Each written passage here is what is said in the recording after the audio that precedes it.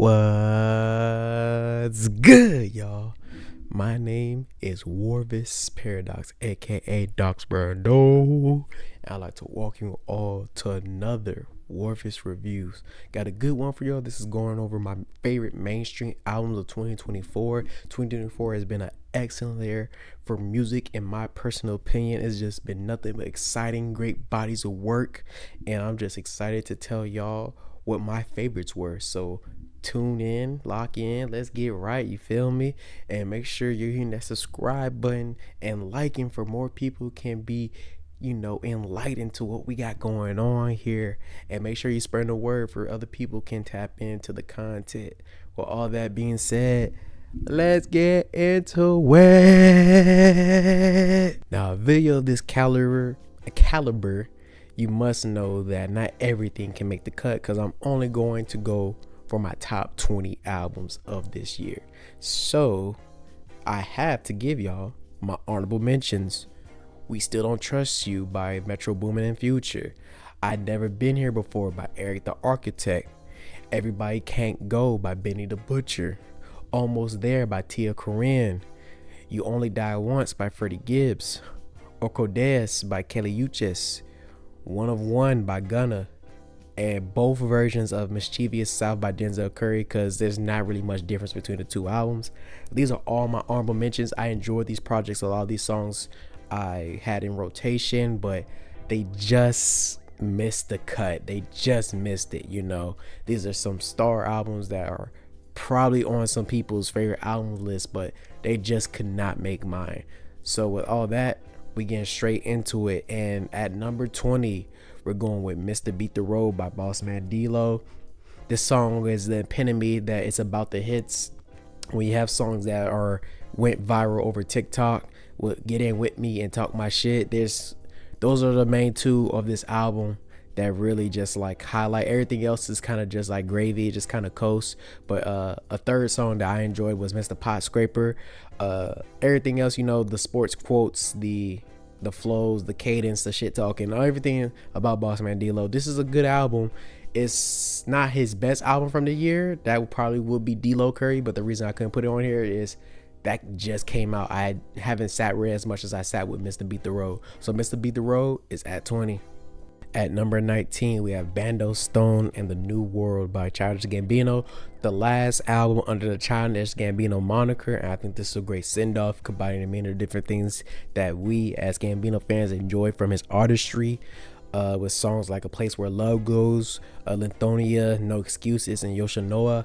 All these songs encapsulate so many different versions of the Gambino that we've grown to enjoy over this like almost decade. So I definitely enjoyed this project. It was very thematic in a sense. I enjoyed like every song. I enjoyed the others, but like the highs are good and even the lows are like bearable, so like it's a project that like I could just like play from top to bottom, no issues. But the songs that I did enjoy and the ones I put on the playlist, oh man, they made themselves very much so known. So number 19, Bando Stone and the New World by Childish Gambino. Number 18, we have Soul Burger by Ab-Soul. Now Ab-Soul is probably one of the most respected lyricists coming out the West in our era currently, and he shows that he's back outside, and Soul Burger was such an interesting project. I think this is one of the few times where a lot of people say that Ab-Soul is too much and you have to think about everything he's saying, but like this is probably his most accessible album. I think that he was able to encapsulate a lot of great things within it, and there's a lot of catchy songs and a lot of songs that were memorable, even off the top with the intro being 9 Mile, obviously paying homage to 8 Mile, things of that nature, and then you have songs like All That. You have songs like the ending track with Righteous Man, great closing track, The Sky Is Limitless, and Peace. All these songs really show what Ab-Soul is capable of, and it was a great listen through. It just is at 18 just because I respect the album for what it was. It just wasn't enough to keep it going to get any higher. Number 17 is Personification by Maxo Cream. Maxo Cream is one of my favorite artists out of Texas. especially from the Houston area. He's someone that has a consistent flow, a consistent cadence, someone that, is very much so simple but very accurate. He knows what he's doing, and he's going to target you with his raps in a very particular way. So he has a target audience, and I'm pretty sure he's consistently satisfying this target audience. I don't think this is his best album that he's released since the last two with Brandon Banks and Weight of the World. This is lower than those two, but that doesn't take away from how good of a project this is, with songs like Street Fraternity, him continuing how great he is at intros with Mo Murder, Higher Than Ever, then Drop Top Impala with Zero. Maxo continues his streak of dropping great albums, good to great albums, and this is more on the good side, not great like the previous few that I love so much, but nonetheless, this is a solid project from him, and it was something enjoyable and something to recognize. At 16, we have Glorious by Glorilla. Now, Glorilla's been having a magnificent 2024. Definitely one of the hottest female rappers out. Someone that has continually show her southern roots, in the sense that the South, in my opinion, has always been able to make great catchy hooks that are infectious and are memorable and just earworms, and she does that every single time since she's been outside in hip-hop. And when you have a song like TGIF, it's so easy to get somebody to be like, it's 95 degrees, I ain't got no nigga, but a nigga ain't got, it's just stuff that just like the flow and her voice is just instantly, it just traps you, and it just makes you continue wanting to listen to her. Then you have songs like What You Know About Me with Sexy Red, which samples the Wipe Me Down beat. Excellent. You have Procedure with her and Lotto, and then her song Let Her Cook. These were my favorites off the album, and it was a very interesting project. Something to nod your hat to. For this is not really her first album per se, but this was the first album that feels like an album. Like, she dropped a project earlier this year that the rollout for that, everything about that felt like a mixtape. It didn't really feel like something that she was really trying to put her hat on. This right here, this is a very great album to call a debut album, or even just an album in general. This is a great album, and I think the production as well, I think it was very interesting, and a lot of great features on here as well. So number 16, Glorious by Glorilla. Get into the next one. Number 15, we have Short and Sweet by Sabrina Carpenter, a pop album, and not just any type of pop album. This is a white girl album. I'm talking pure authentic white girl music. This is something that, next to Sabrina Carpenter and Chaperone, both of these women are bringing back the authentic white woman music. What I mean by that is they're not trying to be anyone else. They're not trying to take part in anybody else's culture, their sound, their slang, none of that.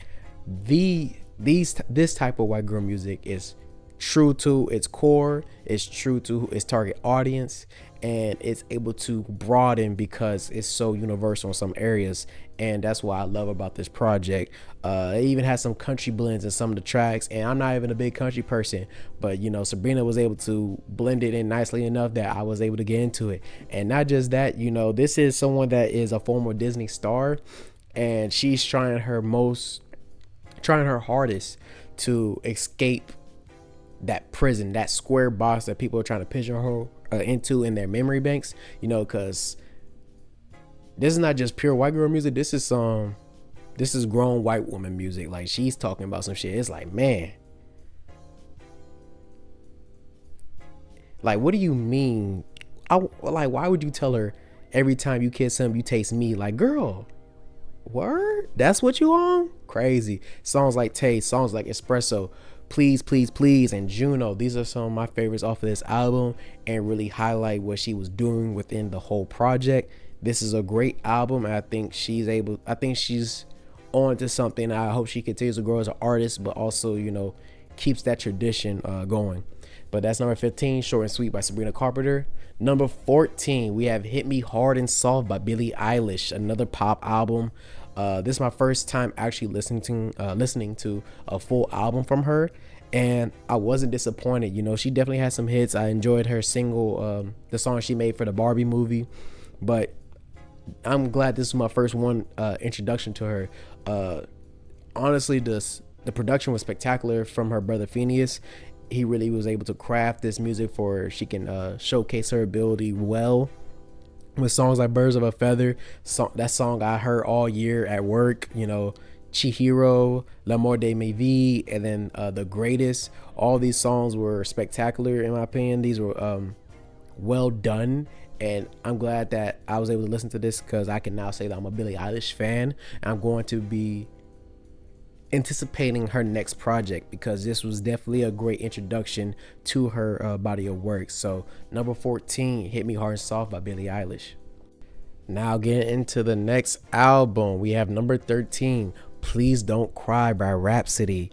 This is someone I could try to consider a true MC regardless of gender. Take the gender out of it. She can rap with the best of them, the boys and the girls. You know what I'm saying? She's someone that has a great flow, a great cadence, great wordplay, great lyricism. She's someone that is not to be played with. She has rapped with the best of them, held her toe, or even excel higher than them. So please respect the queen. And Rhapsody is definitely one of them. You know, when you have songs like Asteroids that plays on, you know, you throw a rock at me, I'm throwing a whole asteroid at you. You know, I'm taking it to a whole nother level. You can't fuck with me. And I enjoy that type of braggadocio type of rap when it comes from her. Back in My Bag is a great upbeat type of track for her to talk her shit. Black Pop Star, and then the song Raw featuring her, Lil Wayne, and I'm forgetting the other artists. But you know, this is a solid album throughout. I think it does kind of, it's solid, but I think it does kind of run a little long in some areas, but that's just to really encapsulate what she's going for, just to show that it's kind of like cinematic in a way. So that's why it feels like a little run on. You don't really get too many albums nowadays that are hours long and are consistent with maintaining the attention from the consumer, from the fans. And that's what I felt about it. But overall, it's still a solid project. So I'm glad Rhapsody dropped this year. I'm just sad she dropped at the wrong time. She dropped during the beef, so like it didn't get my attention when it first dropped. But once I did go back shortly after to find it and listen to it, I was very appreciative of her work, and I was, you know, glad that she dropped this album. So number 13, Please Don't Cry by Rhapsody. Number 12, we have Doing It For Me by Larry June. Now, Larry June is a very consistent rapper in the sense that he's consistent about his topics. He's going to talk about getting money, working. He's going to talk about, you know, flying a girl out. He don't be talking about some fly shit. He's very consistent. Like, the running joke with Larry June is he make 9 to 5 music. If you don't got a job, you don't need to be listening to Larry June, because obviously you're not inspired enough and you're not going to understand what the fuck he talking about. And it's just that simple, you know. Very good, consistent album that I enjoy, you know, definitely early in the year. We have songs like a Mac, Where I'm Going, Cleaning My Spot, which is an interlude that's just real smooth and chill, like A Little While. You know, he has his bag is not diverse, but like his sound can be, you know, he can make that laid back music, but he also makes some stuff that he's obviously trying to, you know, make something for the ladies type shit. So overall, a great project. I don't know where it ranks amongst the other ones I enjoy, but again, he's one of those consistent rappers that his albums are almost always all good from top to bottom. So number 12, we have Doing It For Me by Larry June. Going into it, number 11, Take Care by Big X Plug, another great rapper out of Texas who I want to know how much money he's spending clearing these samples, because good lord, all throughout his project he has some type of old school sample, and I just like, it befuddles me on how he got this sample. But I digress. Big X Plug with Take Care is just a solid project throughout. Just him to be able to talk his shit and spit over all this great production.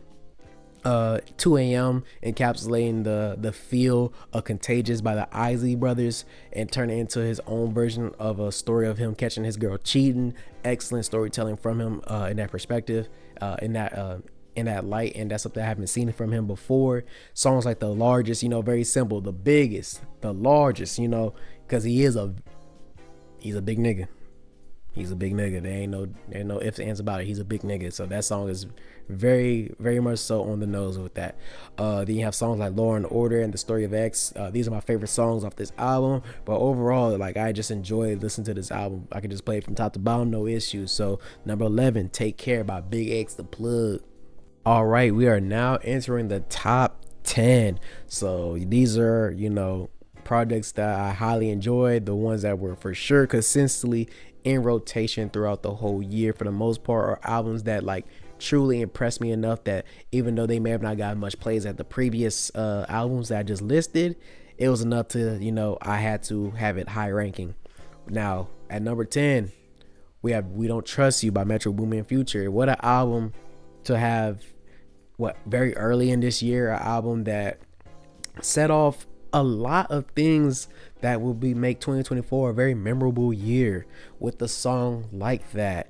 Already a great song from a production standpoint from Metro, but when you have that guest verse from Kendrick Lamar and what it led to and all, absolutely amazing. Then you have songs like We Don't Trust You, the intro track. We have Everyday Hustle featuring Rick Ross, and then we have Running Out of Time. These are my favorite songs, and this is still probably an album that I enjoy top to bottom, and the hits, like my favorite songs, definitely stand out more than the rest, but it's still a great project. This continues, in my opinion, Metro Boomin's run of being one of the best producers that we have out right now, especially out of his colleagues, his peers.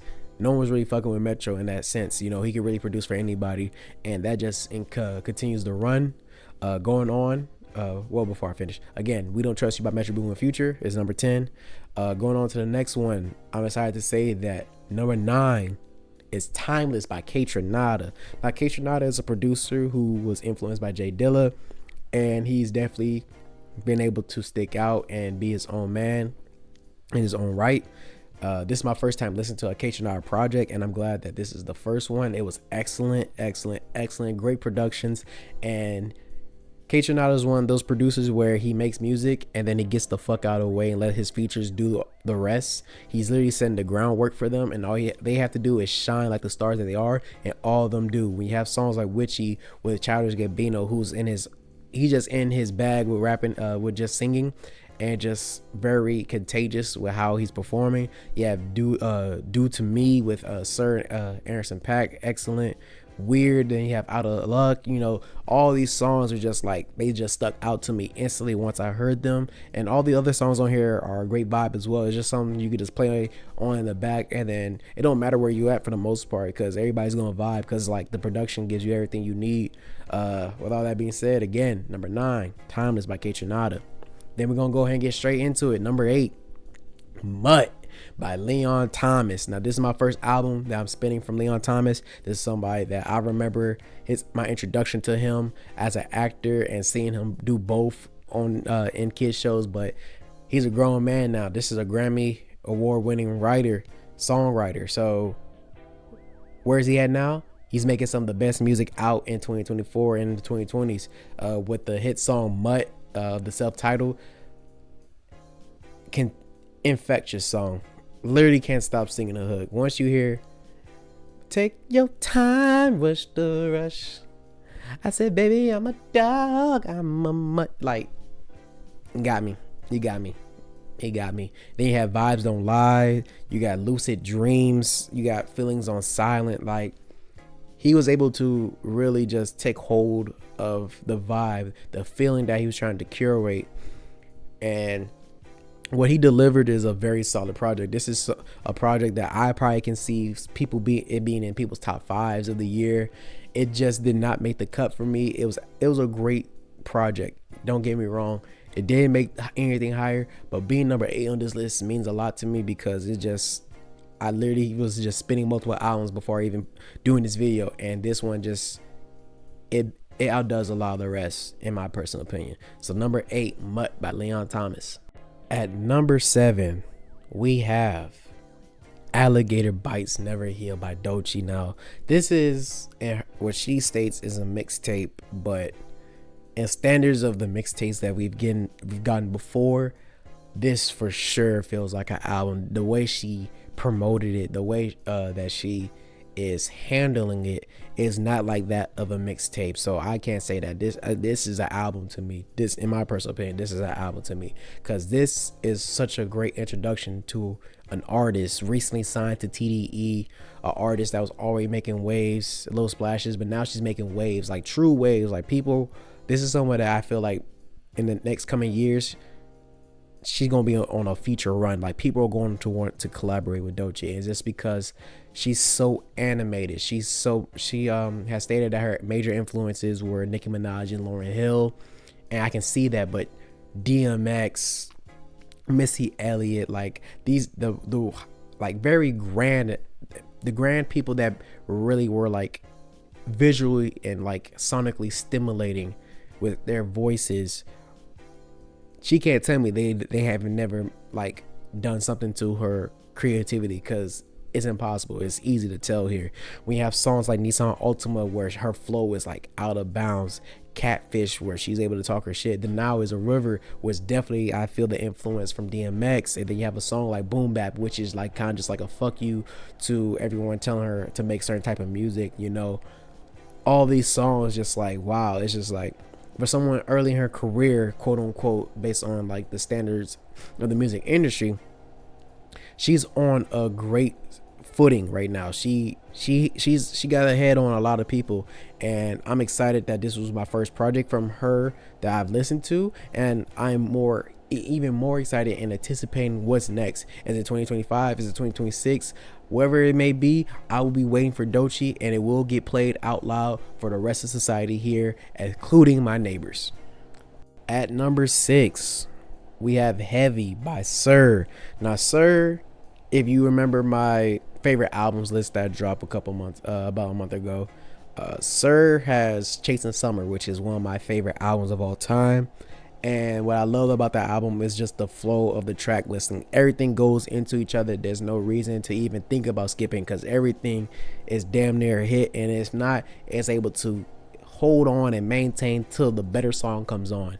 And that's how I feel about this album with Heavy. You know, I don't love it like I love the other album, but I just can't stop listening to it. You know, this, even though it's been a little while since I listened to it, I was like, man, do I still feel good about this? And I was at work playing it from top to bottom. I was like, yep, still do. When you have songs like Karma, No Evil, that just like the production was just like unexpectedly great. Poetry, Moshi with him and Pac, Ignorant and You, like all these songs like really struck something with me, and they were been on the playlist. They've been getting spun all year, and just like I can't stop listening to it. This is superb music. This is great R&B. You know, this is the type of R&B that is not totally mainstream, but if people are not paying attention to Sir, that's your problem, and you need to be slapped. You need to be tapping in, because this is definitely one of the best albums of the year, in my opinion. At least not just R&B, but yeah, period. This is one of the best albums. So respect, Sir. And if you haven't already, you better go check out Heavy. At number 5. Hold up. We at the 5? We at top 5 of 2024 now. Hey, okay, get back into it. Number 5, we have Dark Times by Vince Staples. Vince is someone that has been on a run, in my opinion, especially in the 2020s.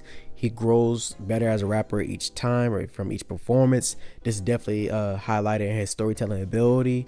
I think that he's able to not only make catchy songs that grab the attention of listeners, but also entail them in the sense of dread that he's been going through. You know, and he continues just to be himself, you know, and I enjoy that throughout his projects. Songs like Little Homies, that's just like a vibe, and you just dancing, and it's like, it's kind of like mildly triumphant in a way, in a sense, you know, life fought, but I fought harder. You know, that's just that phrase means a lot, and it speaks louder than what it may be in just those few words. You know, songs like Radio, Shame on the Devil, and then Nothing Matters, you know, these are all my favorites on here, and there's plenty others on this album that may be favorites of other. I know people that love Into Fade, Government Cheese, you know. It's a very excellent project for Vince, and I'm just glad and excited to see what's next. Is he going to be able to continue this run? Because so far he's not missed, in my opinion. So number 5, we have Dark Times.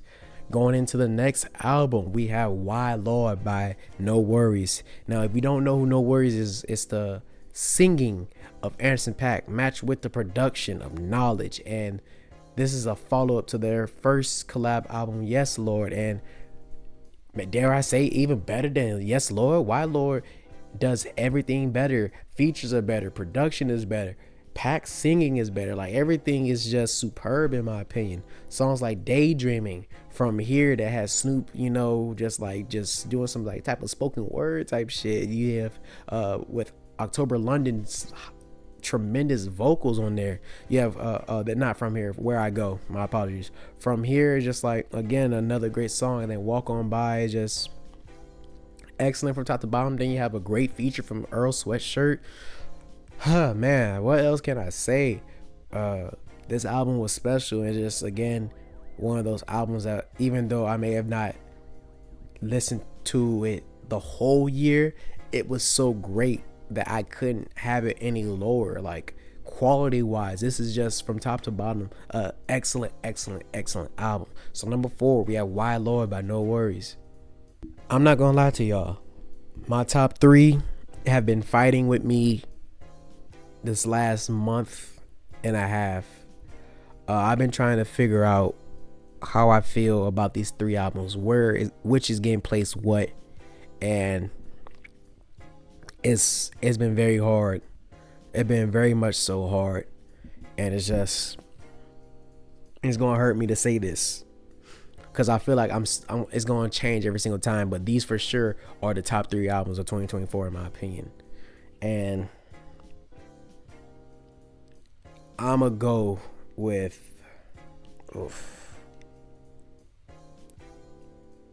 I'm changing on the fly. It wasn't supposed to be here, but I think I have to at this point. Number 3 is Blue Lips by Schoolboy Q. I think I'm gonna put it here, and I hate to do this, and I'm changing spur in a moment. It's not on my script. It's not this way, but just thinking about it is making it hard for me now. This is possibly Schoolboy Q's best album. This is the most condensed and focused album that he's ever released.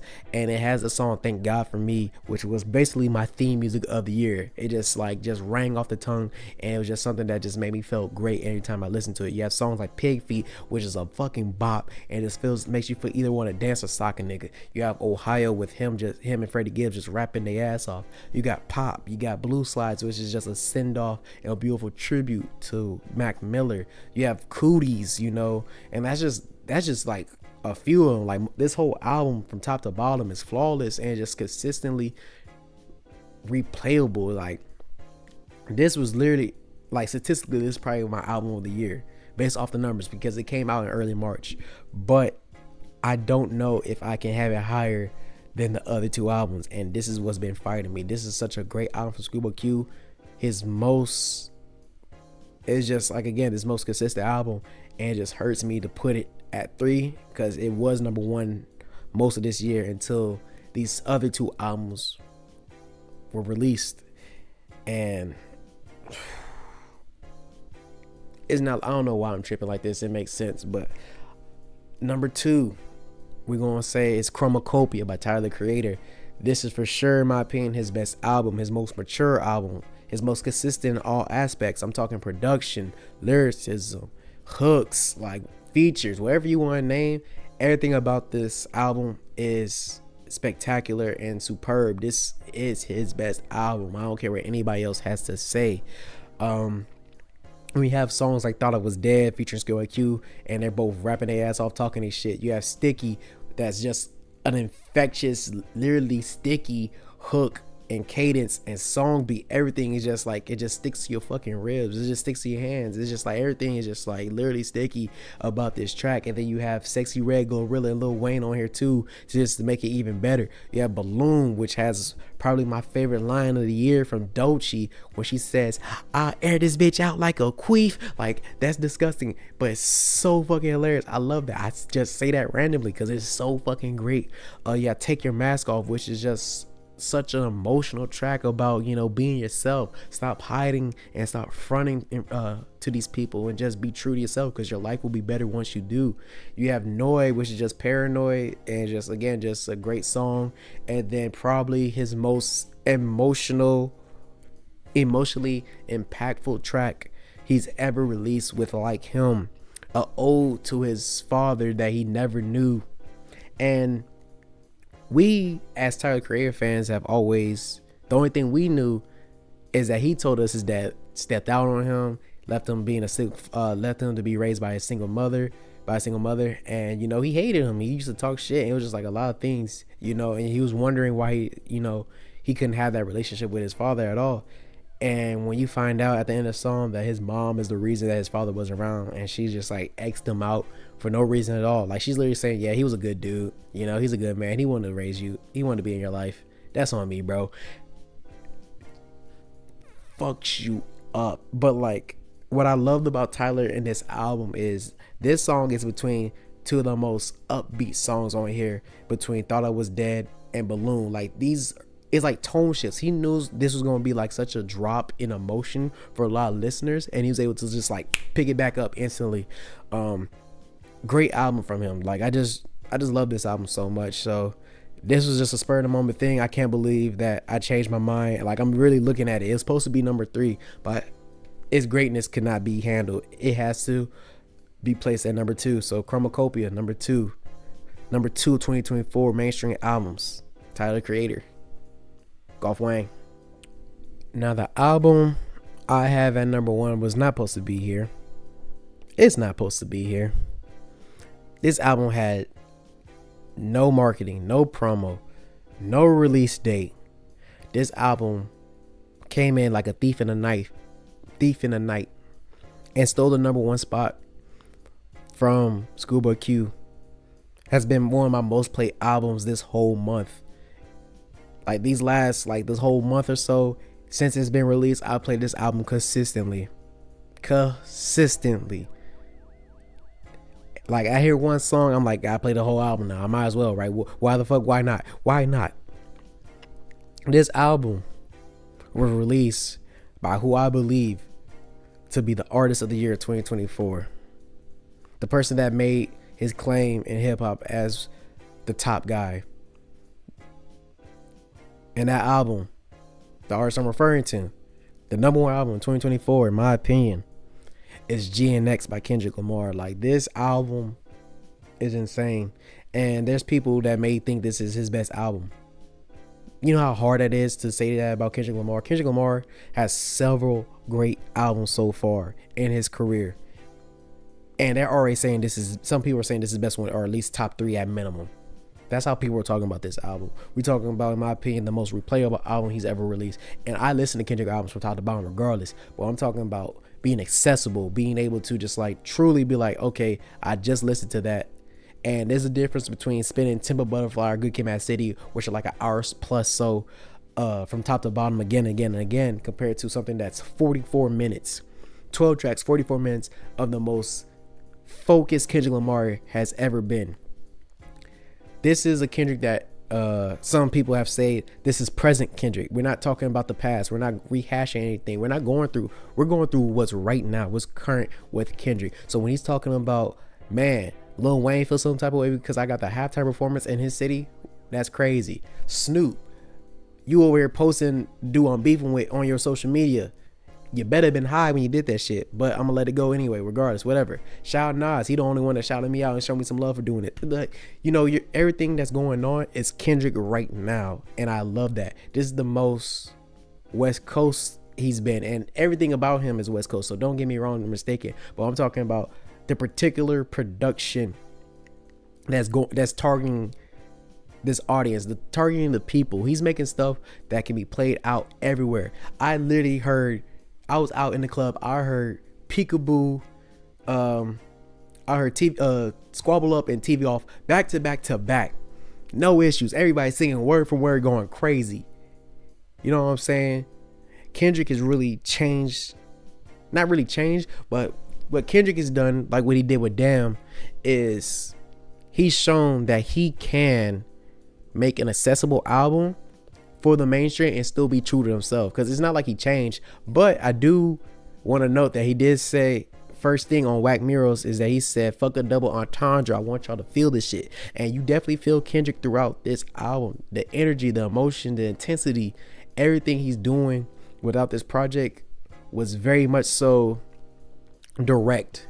And he's always been very meticulous with his projects, but even this, you know, previous albums is kind of like a death by a thousand cuts, but this time, no, he's really just emptying the clip on us with how great this music is, you know, and it's just insane. And then you have the different production from Soundwave, Jack Antonoff, Mustard, Sean Momberg, Kamasi Washington, the mariachi singer Dayare Barrea throughout the project as well. You know, he's doing all this to make such a phenomenal project and just dropped it on us.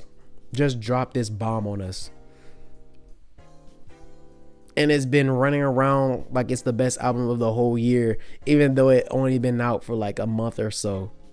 But I promise you, in my opinion, if he was to drop this in July, June, after Juneteenth, if he would have dropped this after Juneteenth, after the pop-out show, it would have been nasty. This would have been a late summer hit. Like, somebody watch 2025 summer. It's going to be mainly these songs. Watch. I'm telling you, you know, TV Off, Squabble Up, Peekaboo, excellent songs that just. Then you have Luther, the only clean song on the album with him and SZA going back and forth. SZA singing her ass off. You have this motherfucking Luther Vandross sample on here. Like, he's going crazy. Then you have an SWV sample, Heart Part 6, a heartfelt song dedicating to his journey with TDE and where he's going with PG Lane. You have songs like Reincarnate where he really became Pac or some shit. Like, it's just a great album. And I know I have bias. Kendrick is literally my favorite rapper alive right now. And slowly but surely, I have to come to grips that even though I have him in my top 5, and I have a lot of the older rappers that I grew up listening to, and some of them are just like based off of what I have been attached to and learned from my dad, I'm gonna have to come with grips that sooner or later I'm gonna put Kendrick at number 1, and I'm be real fine with it. I'm gonna be fine with it because he's well deserved and has earned the right to be a number 1 rapper for a lot of people, you know. So all that being said, GMX has somehow stole the crown and been named Doc's favorite mainstream album of 2024. A phenomenal project, and I know you heard it. And if you haven't heard it, I don't know what you're waiting on, because I'm telling you, it's such an enjoyable project that you're going to love. I don't know if you're gonna love it as much as me and these other people, because it's getting rough out here. Like, if this was a vinyl, I probably would have destroyed it by now by how many times I would span it. But that's neither here nor there. Number 1, GNX, Kendrick Lamar. 2024 is gonna go down as one of the best years, not just in hip-hop but in music. I think for so many different reasons that this was such an excellent year. I think so many different artists debuted or showed out this year. I think the different genres are showing themselves and getting back to formula in some areas. This was just a great year. I think this is going to go down like how people talk about 2016, people talk about 2012, 2017, 2018. 2024 has been my favorite year since I've been alive with music, honestly. And not just with music. We're going to talk about the movies that came out this year too. Like, what a great year to start being a content creator, because I got so much to talk about and so much to enjoy. And I'm just happy that it was around this time, 2024. What a great year. Particularly with all the songs that I named, Thank God For Me has to be on there for number 1. Then you have songs that they're going to be on this playlist that I'm going to drop in my link tree for the 2024 mainstream albums as well. If you for my local underground list as well. But Not Like Us has to be up there, Like That. You know, there's so many great. I'll have to really sit down and really think about what I want to put for. Just like if I was just like to like compact it just to 5 songs. Can I say there's 5 songs for 2025 that I love? It's going to be hard, and it'll probably be something I come back to when discussing that. Maybe I'll make that like a YouTube short or something, but that's neither here nor there. I hope you enjoyed this list. If you have any albums that I didn't mention on your top list, put them in the comments below so I can check them out to wrap things up or start my year off with some something different. And If you agree with me, what's your favorite songs from each of these albums, or what was your favorite songs of the year? What got your attention? What was your theme music? Please let me know. I'd love to interact with y'all and want to what's going on with y'all, and make sure y'all sharing this content where more people can find out what we got going on here. Make sure you can help a brother out get to 500 subscribers. That's still the goal, regardless if it's the end of the year or not. We want to be able to grow this channel for I can become the best I can be, and the best I can be leads to better content for you. So it's a win-win situation. So help your boy out, help your mans out. This has been Rorvis Reviews. I am Rorvis Paradox, aka Dox Brando, and I'll see y'all again real soon. Peace.